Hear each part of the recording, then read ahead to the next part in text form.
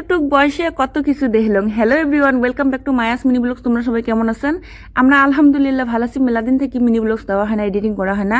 সকালে উঠে আটা মারি থুয়ে এই যে খুবই চড়াই গেলে আগত ছাড়ি দেওয়া হল। তো তারপরে আসি আগত চড়াইয়ের খাবার, তারপরে আমার খাবার। তো মায়াস আর ইয়ে রাব্বু আমার দুইজনকার দুই রকমের আইটেমের খাওয়া লাগে, কিন্তু মুই সবার সাথে মেলং। মায়াসও যেটা খায় ওটা খাং, এ রাব্বু যেটা খায় ওইটাই খাং। তো মায়াস খাবে আজকে লুচি দিয়ে ডিম ভাজা, এই রাব্বু তো চা জানেন, চায় খাবে। তো মোর এমন হয়ে গেছে ভাজতে ভাজতে আর মন যায় না, গোটাল রুটি একটা মুই ভাজি অমতে খাইম, তার মানে খারাপ হয়ে থাকবে আর মন যায় না। এই জন্য কথাটা কলুম, বিশ্বাস করা। ঘরত 25-30 বছরই একটা করে বেটি থুইয়ে, হ্যাঁ, মার কত কাণ্ড কীর্তি দেখতে লাগছি। আর আমার বাপে দেহি শুনি বিয়ে দিছে, কারো দম নাই। ক্যারেক্টার নিয়ে কথা কবার, একজন কইছে তুই টিএমআর যেতে পারবি না।